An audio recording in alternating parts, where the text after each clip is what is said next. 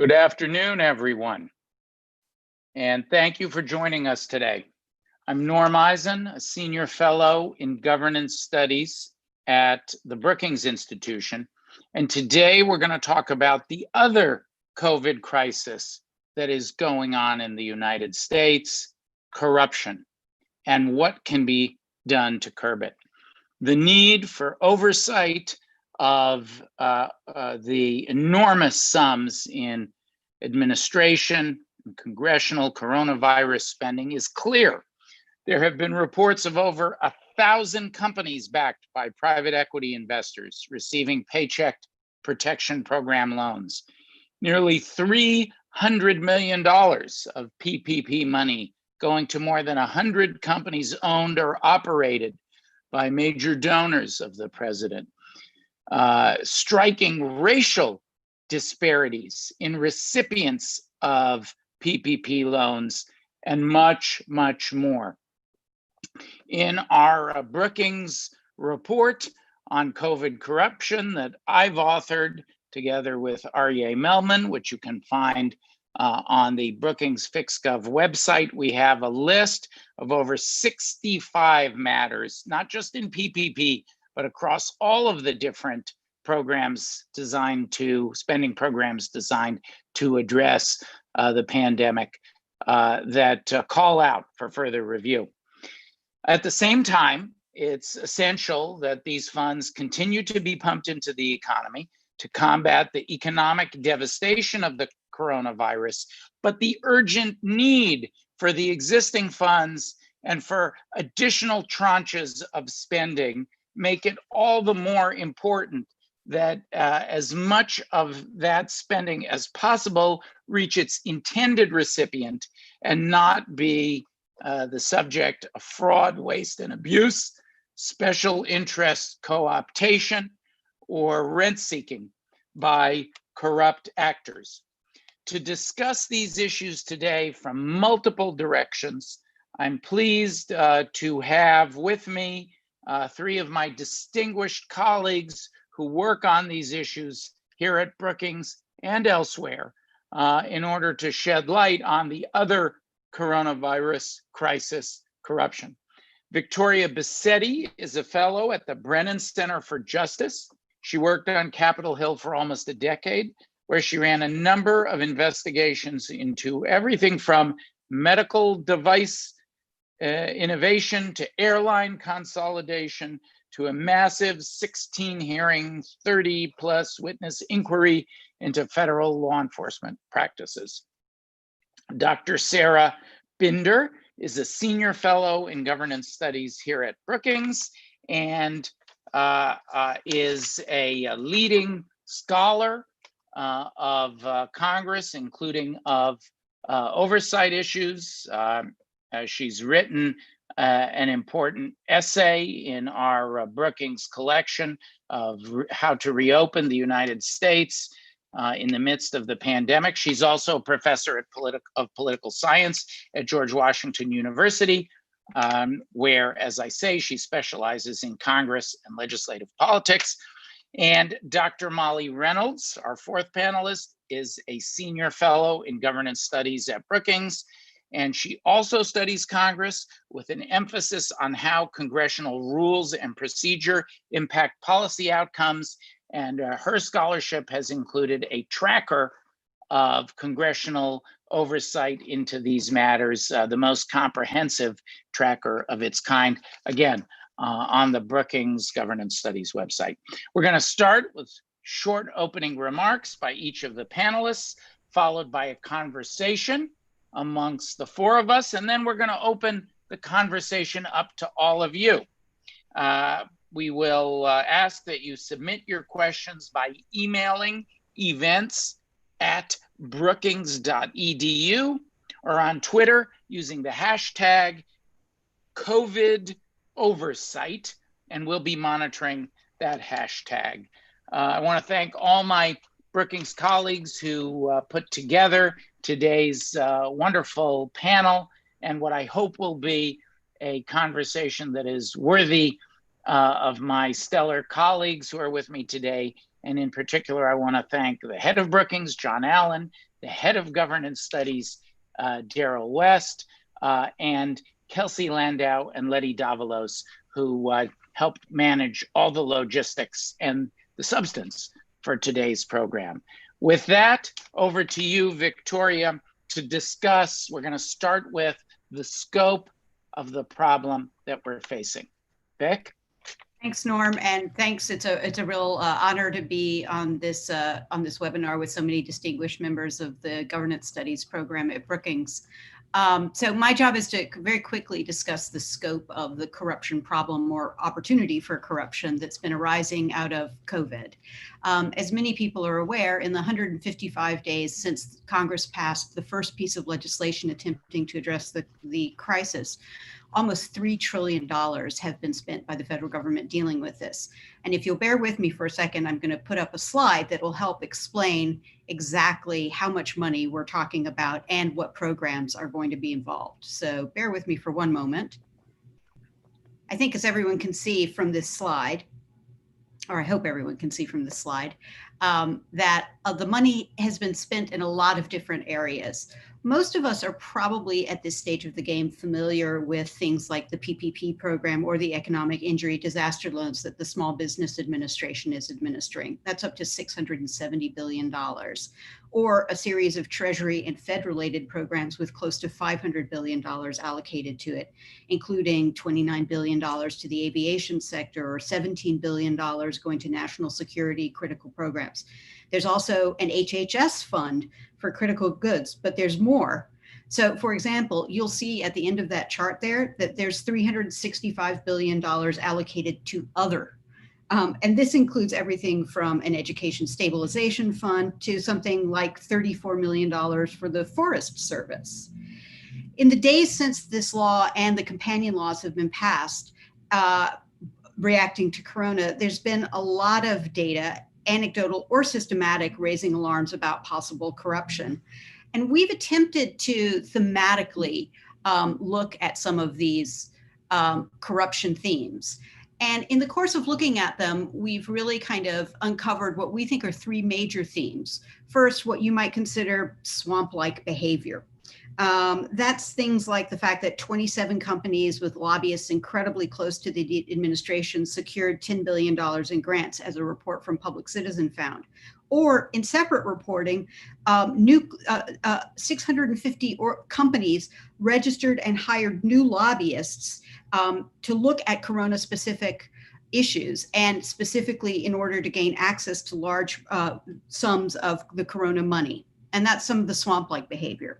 There's also been a variety of activities that have undermined our public health approaches to the pandemic, poorly vetted or non-competitive contracts, or contracts that are being administered by people who don't seem to quite have the expertise that they need in order to do it. Finally, there's been a number of concerns that have been raised about reinforcing or increasing income inequality. And then the last big category that we've sort of begun looking at is how racism, sexism, and corruption have intermingled and had a serious impact on our economic response. For example, there's growing evidence that companies that are run by African Americans, Latinx, or women are substantially less likely to receive funds from the PPP than white-owned companies. And how the administration has been handling these issues has been a significant issue as people are dealing with it. Overall, I would say that there are a variety of other stories that we'll be able to go into during the course of this discussion. But I think that it's fair to say that 6 major factors have created to a kind of brew that leads to an increased risk of corruption as the government administers this vast sum of money. The first is that the legislation included a high level of programmatic discretion. So the Secretary of Treasury or the Secretary of Education or a variety of other people who are administering these funds were given a large number of waivers or discretion to simply hand out the money. In addition, many of these programs were new. They were created from whole cloth. PPP was basically created and stood up in a matter of weeks. In addition, so the speed, and in addition to the newness of the programs, the speed with which they were administered created an increased opportunity for corruption. Finally, many of these programs are being administered in an atmosphere of panic or anxiety. And also in contested political environments, there's not necessarily a shared vision about exactly what everyone should be doing. And the final factor that sort of increases the risk of corruption, and one that's going to be discussed at significantly greater length by my colleagues, has been what you might call kludgy oversight and kludgy mechanisms for addressing or preventing the corruption. And with that, I'm going to turn it over to, I think, Sarah. Is that correct? Excellent. Great. Thank you, Victoria. I'm going to build a little bit on what we've just heard about the nature of the problem and talk a little bit about what the solution might be, which in a word would be good, effective oversight. However, as we think we all know, there are significant institutional and political barriers to making oversight work. So some of those challenges are unique to the CARES Act and the Trump administration, but others predate both COVID and Trump. So I'm just quickly going to say a little bit about these barriers. So when we think about the challenge of oversight, we can really understand what these barriers might be. So first, in terms of the ones that the current Congress has inherited, both institutional and partisan barriers. First, I would say Congress has really robbed itself of policy expertise and oversight capacity. Smaller proportions of committee staff, for example, devoted to policy as opposed to communication, declining staffing at GAO and Congressional Research Service.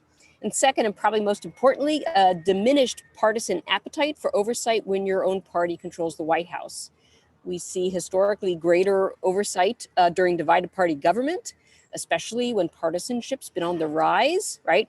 It's only in divided government do congressional majorities really have an electoral incentive to hold administration's feet to the fire.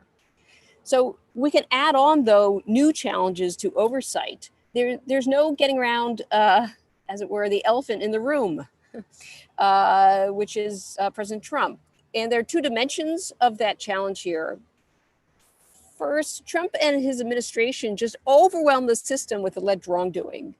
One day, the president's daughter is advertising canned beans on her public Twitter page. The next day, the president is claiming credit for shutting down COVID-19 testing sites. Then he undermines and fires inspectors general, which are a critical agent for how Congress actually conducts oversight. And that's just the tip of the iceberg. Why does this matter? There's only so much malfeasance, alleged malfeasance, that Congress and the media can shine a light on. Congress relies on the media and outside groups to pull these fire alarms, to concentrate public spotlight on the misconduct.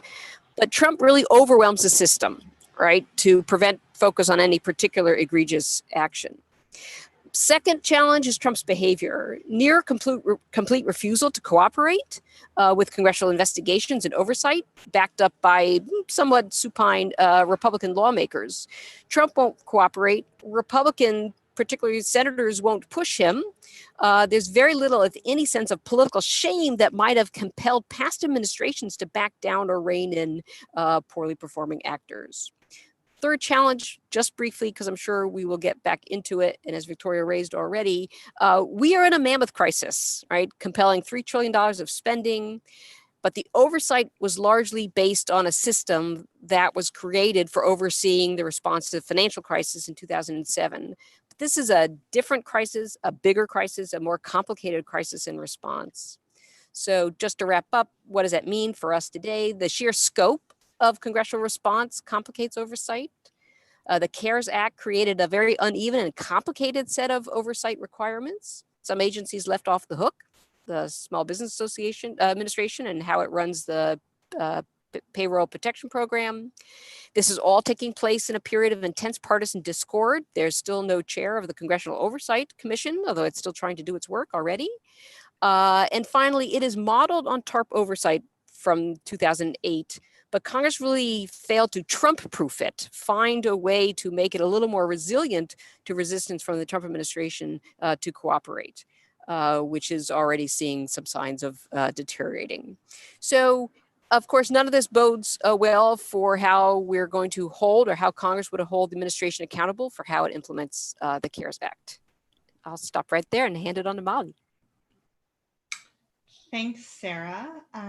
What I'm going to do is, as Norm mentioned at the top, one of the things that I do at Brookings since the start of the 116th Congress in 2019 is run a project that tracks oversight of the executive branch conducted by committees in the House of Representatives. So I'm going to talk a little bit about kind of what that effort has told us already about oversight related to COVID. So in this project, we look at two tools that committees can use to oversee behavior by the executive branch, hearings that committees hold, and letters that committees send to either executive branch officials or others who have knowledge of executive branch operations.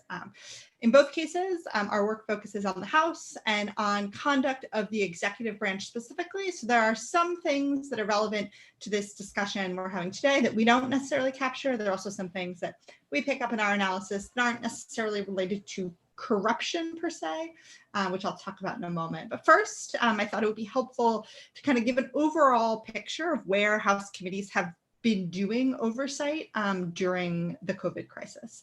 So if we take March 13th, which is more or less the date when Capitol Hill started shifting a lot of its operations in response to COVID. So if we take that as our starting date, about 60% of all of the oversight of the executive branch, oversight hearings that have happened since then in the House, and about 70% of the letters that House committees have sent about executive branch conduct have been related to COVID. So a majority of the oversight of the executive branch that the House has been doing since the middle of March has been about COVID. We've seen lots of House committees get involved in this oversight. So 7 full committees and 17 subcommittees have held hearings. And then 17 full committees and 8 subcommittees have sent letters. So that's a lot of the House's committee infrastructure that's really been attempting to do some oversight of the executive branch's response to the crisis. One important thing to note about this oversight, so when Victoria kind of laid out the situation at the beginning, she talked a lot about these sort of new programs that Congress has rolled out to respond to the pandemic. But one important thing to note about the oversight is that some of it actually represents a continuation of pre-pandemic investigations, but through a new COVID-related lens. So we've seen this, for example, with investigations that House committees have been doing into FEMA and disaster preparedness, into the Trump administration's family separation policy and treatment of migrants in detention centers, of student loans. So not all of it, not all of this COVID-related oversight that we're seeing is entirely new. Some of it is also picking up on efforts that House committees have been trying to engage in through the duration of the current Congress. One thing we don't entirely track in our analysis is how sort of successful oversight is. That is, like, when do committees actually get what they're asking for? But we have seen a number of examples of some successful efforts by House committees to get information about how the administration has been responding to the pandemic. So there's a report released recently by the House Oversight and Reform Committee's Economic and Consumer Policy Subcommittee on how the administration overpaid the medical device manufacturer Philips for ventilators. This investigation was instigated with a letter that subcommittee sent in April. Importantly, its success seems to be largely related to the fact that the letter went to Philips rather than to an executive branch agency. We've also seen some success in committees getting information about the recipients of PPP loans released. We saw efforts by both the House Small Business Committee and the Select Subcommittee on the Coronavirus Crisis, which I will now talk about for a second. I think Norm's going to cover this a little bit more, but the House did choose to stand up a particular vehicle for conducting COVID-related oversight, the Select Committee on the Coronavirus Crisis. It's a subcommittee of the Oversight and Reform Committee. I think the choice to set this body up as a subcommittee of an existing committee was likely largely an efficiency one. It made it easier to get things moving, to kind of spin off a special arm of an existing committee. Having said that, it still took the subcommittee some time to start to operate effectively, in part because some of the Democrats who serve on the subcommittee were already pursuing oversight of COVID and of the pandemic through their other committee posts. So Congress can be a little bit of a tricky vehicle to turn.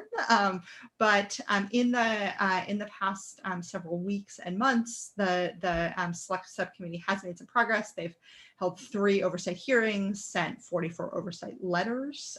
So again, we are seeing, in addition to some of the new oversight structures that I think Norm's going to talk about next, we are seeing the House, at least, their existing oversight infrastructure, even in the face of all of the challenges that Sarah outlined, they are kind of working this issue really prominently into the efforts that they've already been engaging in. So I'll stop there and turn it over to Norm.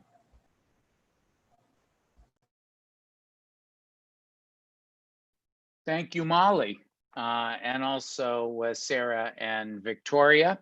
I'm going to talk about the new oversight structures that have been established. And Letty, you can go to the next slide, please. There we are.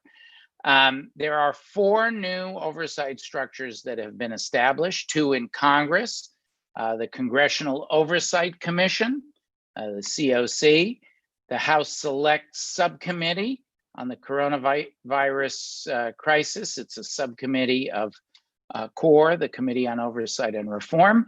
You just heard a little bit about it from Molly, and I'll say 1 or 2 additional words since it's the most high functioning of these 4 authorities so far. And then we pass the line in the middle of the slide. We come over to the 2 entities in the executive branch, the PRAC, the Pandemic Response Accountability Committee, that consists of inspectors general, group of inspectors general, as I'll describe, and finally the SIGPR or SIGPR, the Special Inspector General for Pandemic Recovery, and that is an individual who's been confirmed by Congress, is relatively new in his job, and that's modeled on the SIG-TARP that we had for the TARP program in 2008 and beyond. So those are the 4 entities. One of the 4 is covered by Molly's very good inventory. Letty, at some point I'll want to show that slide if you can load one later in the presentation. But for the moment, if you can turn to the next slide, please. And these slides, of course, will all be available on our Brookings Governance Study website. The Congressional Oversight Commission, bipartisan commission, 5 members, led by a chair. The chair still has not been appointed. After all of these months, there was a chair who came very close to being appointed, and then, according to press reports, withdrew his name from consideration. The committee has been struggling along in the interim, but it can't fully function, staff up, do its job, hire, hold hearings to the full extent until it has that chair. It has published 3 very helpful reports to date. It has a somewhat limited purview. Each of these 4 new entities have a different jurisdiction. With the one I'm going to turn to next having the broadest jurisdiction, the purview of the COC is a $500 billion purse of coronavirus spending that Treasury lends to businesses, state and local governments to support and stabilize the economy. The broadest jurisdiction of our 4 entities is the House Select Subcommittee that was stood up, a bipartisan committee created by Congress at the end of April. You can see on the slide its broad purview, efficacy, equity, transparency across the full range of executive branch policies, preparedness, response, economic impact, and even the response to oversight. They have subpoena power. They can hold public hearings. They can subpoena federal government data. They have been very active in requesting and achieving voluntary compliance from private sector entities and in holding hearings and briefings, and have had some important successes along the way. They're the as I say, the most high functioning of these four authorities. And Letty, if I could have the next slide. As we write in our Brookings report, both the Special Inspector General and the PRAC, the Pandemic Response Accountability Committee, have already been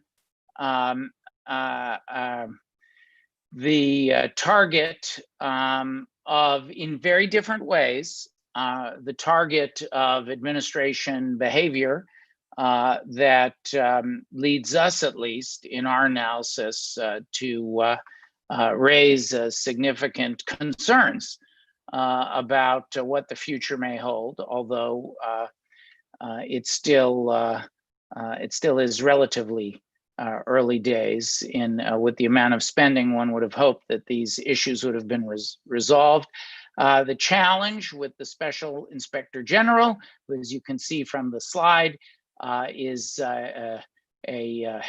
been confirmed by the Senate, Brian Miller, who has some subpoena power and very broad power to look at loans and investments by Treasury under the CARES Act, a variety of other and related issues that you see there.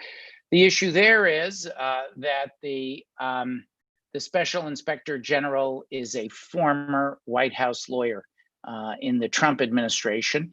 And while he had a background, in fairness, in oversight before taking on that role, there has been widespread, and we believe fair questioning of whether the kind of thoroughgoing oversight of the executive branch that is needed can be provided by a lawyer for the existing administration's White House ex-lawyer. So we shall see how that develops. Finally, the PRAC, the Pandemic Response Accountability Committee, as I said, composed of 20 IGs from the federal government, 21, including the SIG-PR, very broad jurisdictional power. The challenge there was that the initial choice to head the PRAC did not meet with the president's approval, and the president effectively blocked that individual from taking over a early assault on independent oversight. In the meantime, the acting head of the PRAC is the DOJ IG, brilliantly credentialed and with a strong and independent record. Again, we shall have to see how that develops in the face of already, to echo Sarah's attention to the pachyderm in the chamber, already the object of an assault by President Trump. So those are the four new authorities and an assessment of how they have fared so far. Of course, we hope for the best. We are prepared for the worst. I will say one final word before I turn it over back to our full panel for some questions. Legislation is percolating through Congress, and I think all of us believe that legislation will move through Congress that provides a second major tranche beyond the CARES Act funding of not only programmatic funds of various kinds, but various oversight authorities. The HEROES Act has already passed the House of Representatives. It expands reporting requirements beyond what was in the CARES Act, the initial legislation, stronger protections for Inspector General, greater flexibility for the PRAC to choose a chair from a range of IGs. We need that after the president's assault on the PRAC. It has some of what we need. The HEALS Act, which has just been introduced in the Senate, also does a few things well, expanding the number of congressional committees with coronavirus oversight authority, requiring some additional reporting, but it doesn't shape up as well as the HEROES Act, including because it gives administration officials who are the target of the oversight more discretion to waive requirements, as well as effectively neutering one of the most important outside oversight authorities, which is the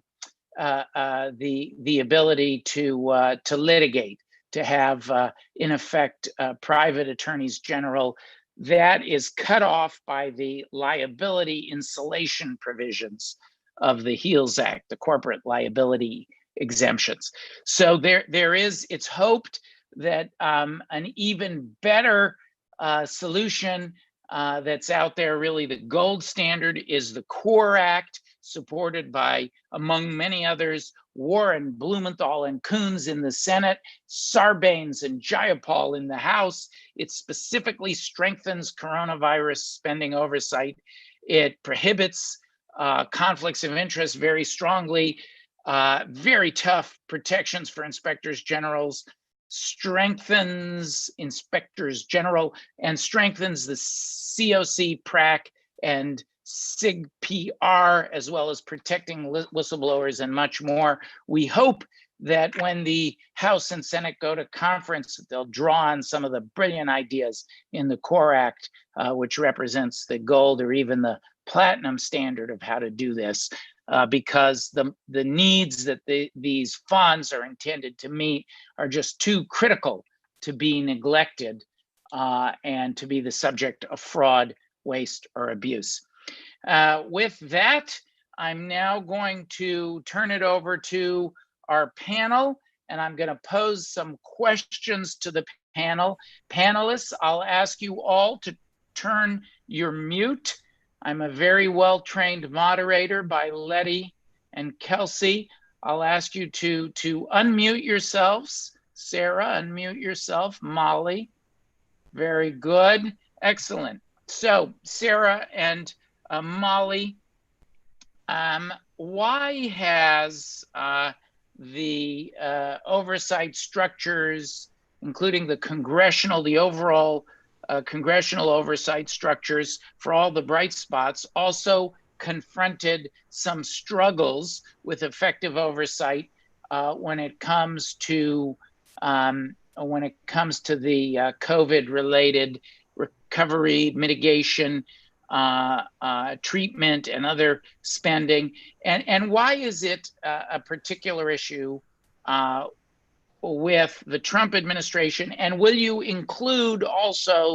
make reference to the period even before the pandemic, when, as I know full well, as a recent returnee to Brookings from conducting oversight on the Hill, there have been some severe challenges with this administration.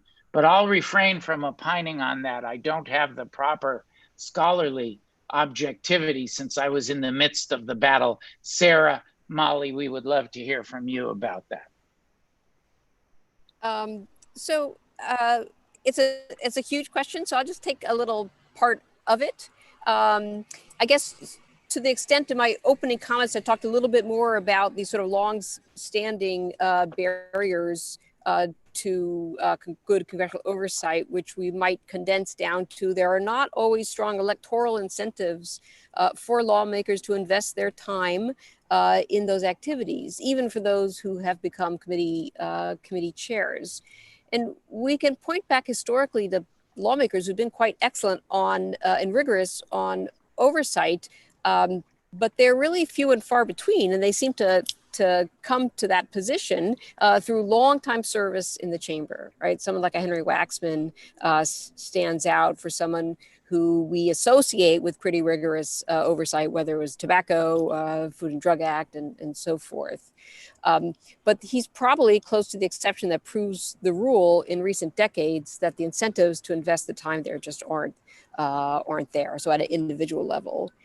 I would just add something on the difficulties of the CARES Act oversight. It is just, it is such a, with apologies for using a sports analogy, I probably don't understand. It seems they are flooding the zone with, obviously, with $3 trillion plus dollars of aid and backstops and credit and so forth. And that is spread across an enormous number of programs, mostly new, not all, but mostly new. So the sheer capacity of any of these entities to do the oversight, I think it's hard. I mean, just take a look at the PRAC, right? The Council of Inspectors General. As you pointed out, Norm, there are 20 of them engaged in this activity across, it looked like maybe 9 or 10 agencies or so, right? And those are critical to congressional oversight because they are already embedded in these institutions in the executive branch. But the challenge of getting their hands on the nature of the spending, especially given there are reports that much of the spending, it seems not to have gone out the door, certainly from Treasury, among other programs. While others run dry, others haven't been spent. And so the challenge is not just kind of classic looking of corruption, who got the money, but the question of why hasn't the administration spent it? And I think that might cause more troubling oversight issues than perhaps we are used to. But I will stop on that one and hand my pen to Molly. Sure. Molly? Thank you. I will touch on a couple of things. So one is that, so one of the things that Sarah just mentioned is the idea that there's just the sheer amount of things to be overseen. So the idea, I would call that kind of the supply side of the oversight problem, that there is both in the CARES Act specifically, and then when we expand what we're thinking about here to include other COVID-related responses by the federal government, testing, et cetera, that there's just, there's so much to be examined, that is a challenge. On the flip side, in terms of trying to figure out how Congress might work effectively and coordinate their efforts to look at all of those issues, as I mentioned, there's a lot of congressional committees getting involved, trying to get a sort of in on the action here. And so while Sarah's absolutely correct that kind of overall and historically, there's not necessarily a terribly strong electoral incentive for members to get to invest in becoming good at doing oversight, folks like Mr. Waxman being the exception.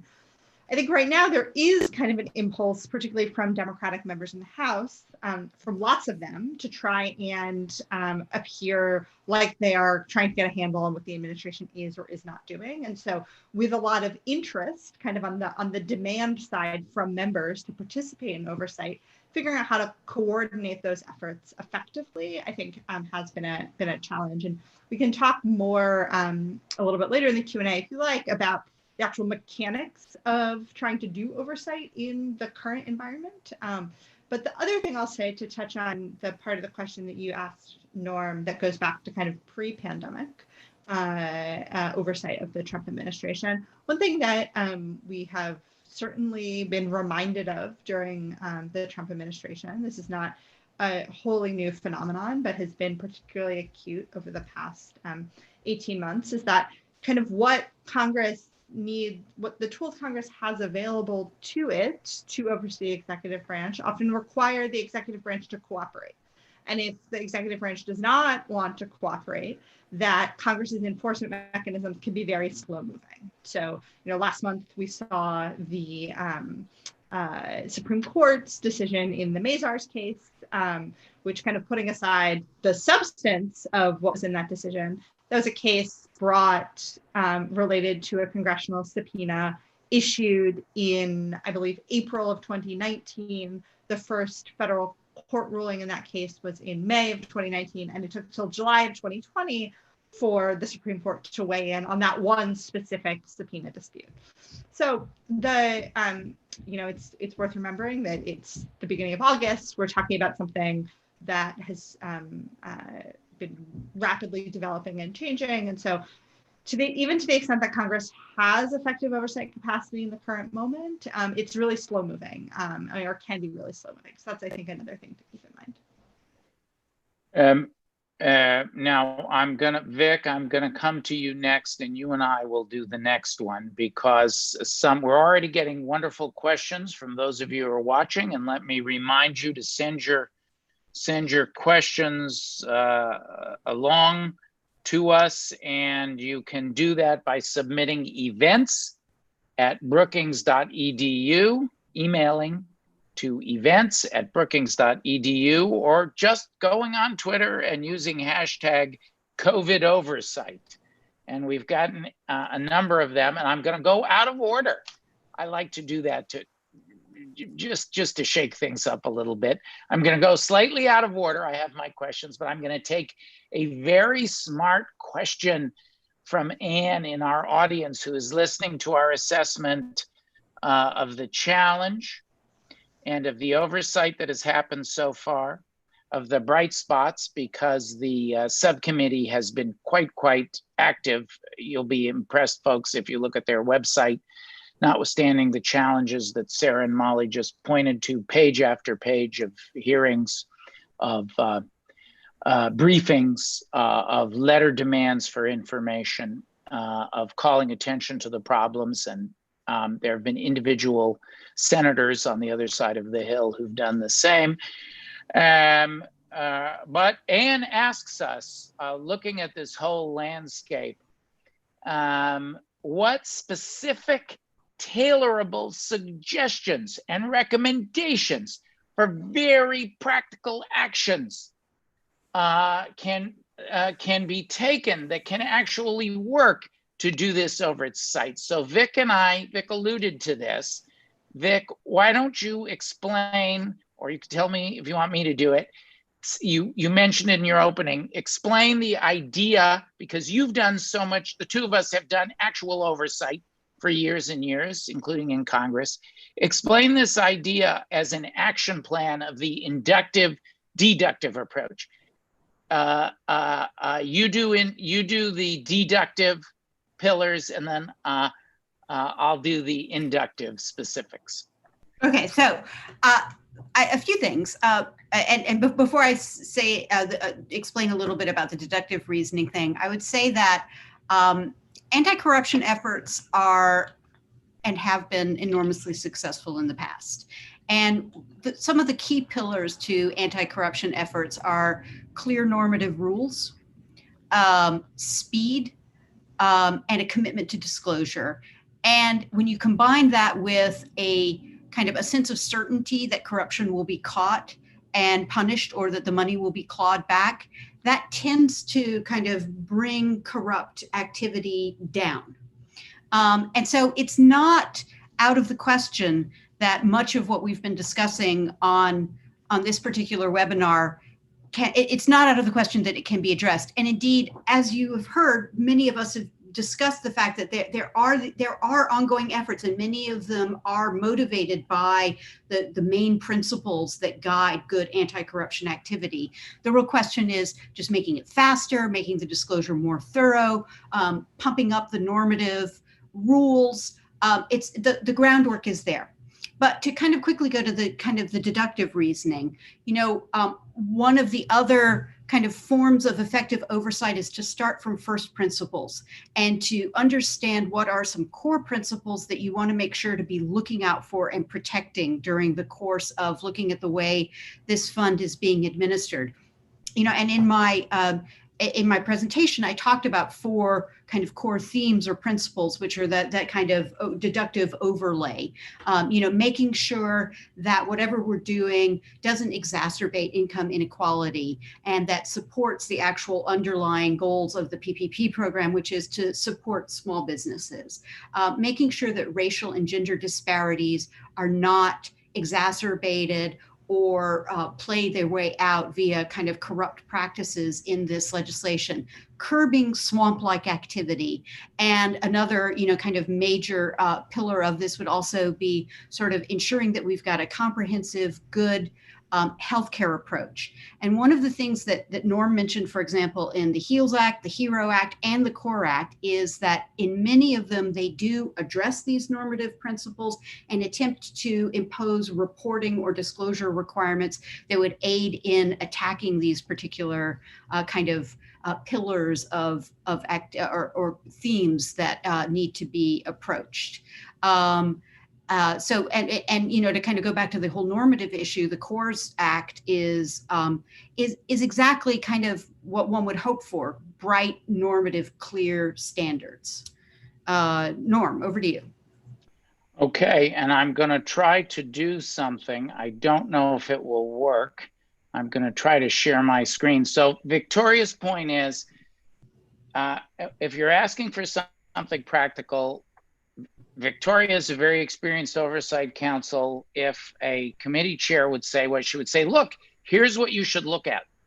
Take these 4 emphases, go to town on this list in a general sense, because there's just too much. Doing oversight is like trying to boil the ocean, particularly with, as Sarah pointed out, $3 trillion. I mean, we have not seen an investment like this in modern American history. So you need to emphasize some areas. That's one way to do it, from the top down, the deductive approach. The other very practical thing you can do is the inductive approach. And I'm going to share my screen to show you if this works. I'm going to share. Yes, here it is.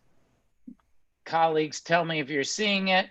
This is our paper at Brookings on addressing the other COVID crisis corruption. And here is our appendix in which we lay out, we gathered every single specific allegation that we could track down, and we put them all in one place. And this is the inductive. This is from the roots. You start at the roots and you go up to the tree tops of sifting through every possible allegation you know of. And of course, because these 4 bodies that are the 4 new bodies that are doing oversight, the many existing congressional bodies, and they also are in the executive branch, U.S. attorneys, state governments, and state prosecutors are doing this oversight. The media is doing this oversight. You need to have a comprehensive checklist of every allegation out there, and that's what you'll find here. And now I'm going to stop the screen share, and I'm going to come back. Did that screen share work? Could you all see it? Oh, I'm so proud of myself. I think I get a Zoom medal. That's the first time I've done that. All right, so I'm going to, more questions are pouring in. Someone in the audience. Norm, I have one thing to add on this question, and it's something that I mentioned in my opening remarks, but it's something that we've learned from our efforts to track oversight in the House and the current Congress, which is that often the more successful oversight efforts we've seen so far in this Congress are ones where House committees try to get information not just from executive branch actors, but from other non-governmental actors who are also involved in whatever they're trying to investigate. So I mentioned in my opening comments this work that has uncovered the administration overpaying for ventilators, going to the ventilator manufacturer to try to get some information about what the government was doing. Pre-pandemic, non-COVID, we saw a similar investigation in the student loan arena, looking into where committees ask for information from the companies that have student loan servicing contracts that, again, are not governmental actors, but have knowledge and are involved in the implementation of policy. And those non-governmental actors often have different incentives than the governmental actors do. And so they may be more willing to comply voluntarily and more willing to cooperate than the governmental actors do. So in terms of other kind of tangible strategies, that's the other one I'd add. All right. And now, because I promised folks I was going to do it, I'm going to show you Molly's oversight tracker. I'm probably getting a little carried away with my Zoom capacity, and the Zoom deities will punish me for it, but I'm going to share that screen. And here you can find share.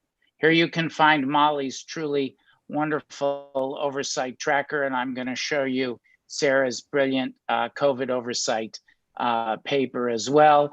But this is a very heavy duty project for Molly. And there you can see the asterisked red are the COVID related, right, Molly?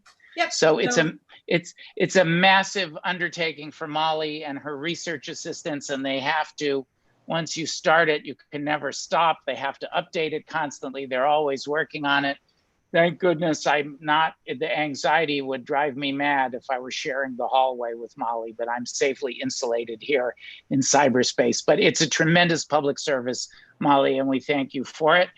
And I will find a suitable break to show you stuff by Sarah and Victoria as well. I'm stopping the sharing, and I think I'm going to, oh my goodness, the time has flown. So I'm going to turn it over to some questions now from our viewers. And I will put the, some other viewer says, Norm, you've earned your Zoom medal. I like that you're not confining yourself to questions, but you're including praise of the moderator. Keep that up. Okay, so I have a pile of other questions here for everyone. I think we've answered the first one. How can any oversight occur given that the White House appears dead set on corrupting the process and impeachment as a tool has become effectively useless? And confessing my own bias, having just returned from the impeachment wars, that's from John Curiel at the MIT Elections Data and Science Lab, where he's a research scientist. John, I think we've described the ways that there are alternative vehicles, such as taking a strategic approach. There's a lot that's going on, as you'll see on Molly's tracker. There's been good information emphasizing getting what you can from the executive branch. And as Victoria points out, we need to reform, and others, I think Molly and Sarah have said or alluded it as well. We do need to reform congressional oversight tools. There's a very good bill from Congressman Ted Lieu and others to restore Congress's ability itself to set up a court, if you will, in Congress and itself adjudicate, meet fundamental standards of constitutional due process, and levy fines against those who are in contempt. So you don't have to wait to go through all the way through to the Supreme Court, a period of years to enforce a single subpoena. Of course, the first time that's tried, it will be the subject of litigation. So those very first fines may take a while to be levied. It's constitutionally sound, it can work. The next question is, what should government's internal auditor do, auditors, I'll take some liberality, to assure that government aid that is from taxpayer money is correctly given? And that is from a gentleman who is a government internal auditor. I'll treat him as a Zoom whistleblower for purposes of this call. I won't give his name just to be on the safe side, lest I jeopardize his internal auditing future. But what tips do you have? Let's say the Inspector General Miller despite the pessimism of someone coming straight from the White House counsel's office, where I once worked. So I can tell you it's a very short stroll to the Oval Office from there. Can put that to the side. Let's say his prior career, where he did serious work in oversight, he really, as effectively the chief internal auditor, he says, I want to do a good job. I'll ask the three of you, what tips do you have for him and others like the GAO and others who are doing the other IGs succinctly? What tips do you have for them to do the best job of auditing, loosely speaking? I know I'm offending the auditors out there who have a much tighter definition of that term. Panelists, Vic, we'll start with you. Unmute. It's an interesting question. And I suppose from my perspective, I think that possibly one of the first steps is, again, to use my kind of inclination towards deductive reasoning, is rather than focusing on individual contracts, I would take advantage of the enormous quantity of big data analysis that has been done on corruption indicators in spending. So there are a large number of data scientists who have created auditing tools that can be thrown at vast quantities of large numbers of contracts, and have found, kind of certain indicators that corruption or inefficiencies are happening. The other thing I would say is that one of the early GAO audits that's been done on spending by DHS on critical goods. So the CARES Act sent a lot of money to DHS to spend on improving our stockpiles, buying PPE, et cetera, et cetera.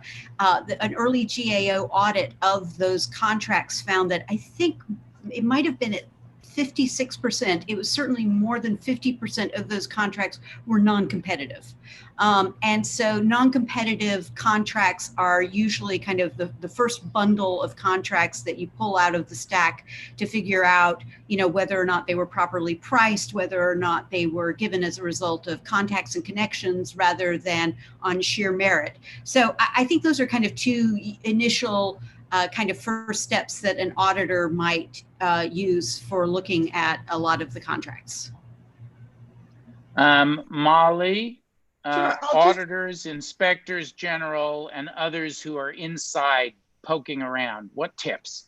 So what I'll say briefly is actually not so much directed at the individuals doing the work, but more at Congress, and calling on Congress to make sure that they are adequately funding these operations. So Sarah mentioned in her opening remarks kind of the long decline in congressional capacity and expertise that really enables good oversight, and the GAO and the staff levels of the GAO are one place where we've seen that decline. And so if Congress wants to make sure that there are tools available to it to do effective oversight, it really needs to make some investments, including in things like the GAO.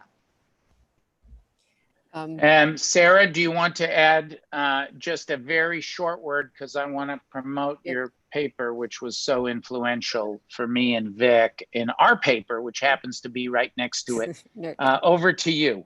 I'll just quickly build on what Molly said in terms of Congress's responsibility for perhaps aiding these inspectors general, which is we now have a highlight or spotlight on the ability of presidents to essentially summarily dismiss them, even though the law says thou shalt give a 30-day advance notice and a good reason.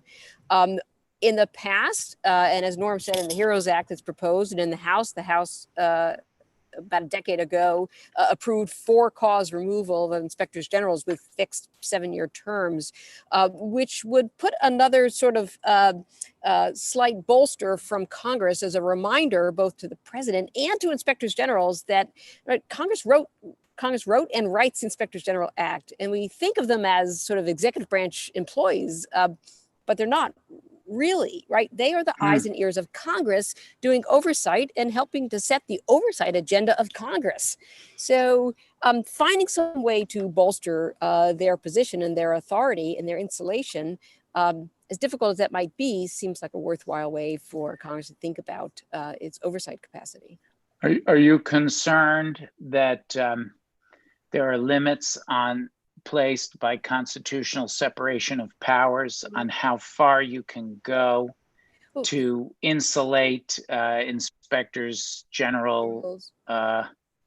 For sure, it may end up tripping over questions about executive authority and whether Congress is limiting his appointment power. I'd want to, well, I'd like some finer legal minds to think about it, but I'd like to see the details on what's the context in which Congress can add for-cause removal, because we know there is for-cause removal, say, on the Board of Governors for the Federal Reserve. So I wouldn't give up quite so soon. I see another Brookings Zoom webinar in your future audience. As promised now, I'm going to share my screen again, and I am going to share. This is the paper that I described to you, the Brookings paper on reopening America. And here you have the table of contents. And here's Sarah's paper, which I truly do commend to you, how to improve congressional oversight. And by pure coincidence, Victoria and my paper on implementing CARES honestly and effectively is nestled right in next to it. So you can get 2 for the price of 1. In fact, you can get 22 for the price of 1. There are 22 papers in this first volume on reopening America, how to save lives and livelihood, that you can find on the Brookings website. There are many more questions. Let me stop the screen share. Many more questions than we could get to in this 1 hour. I'm only half joking about doing another one. The question of, above all, of the enormous amounts of spending, the $3 trillion and change that have already occurred, the undoubted vast amount of additional spending, which will almost certainly be agreed given the nature of the continuing COVID crisis, set up equally unparalleled abilities for fraud, waste, and abuse. It's the duty of the existing governmental oversight structures to overcome the challenges, to do effective oversight. The new structures need to rise to the occasion, not just the federal government's oversight responsibilities, but also states, as always, the press, and the ultimate safeguard against corruption, hearkening back to comments that my panelists have said to create incentives. The ultimate safeguard is for the American people to care deeply about corruption. As our webcast was entitled, The Other Coronavirus Crisis, Corruption, it should be taken as seriously, because every dollar that is lost to corona corruption is a dollar that could have been spent providing a test, developing a vaccine, saving a job, extending unemployment, preserving a business, or helping our economy to recover. So we thank you for participating. That's your role in everybody who's viewing, whether or not you're an internal auditor or have any other role in the oversight process. It's your ultimate responsibility, all of our ultimate responsibilities, to make sure that the other corona crisis, corruption, is addressed. I want to thank Victoria, Molly, and Sarah for joining us to begin the conversation. I suspect the conversation will continue. I want to thank all of you for being with us today, and we look forward to seeing you again very soon. Thanks, friends.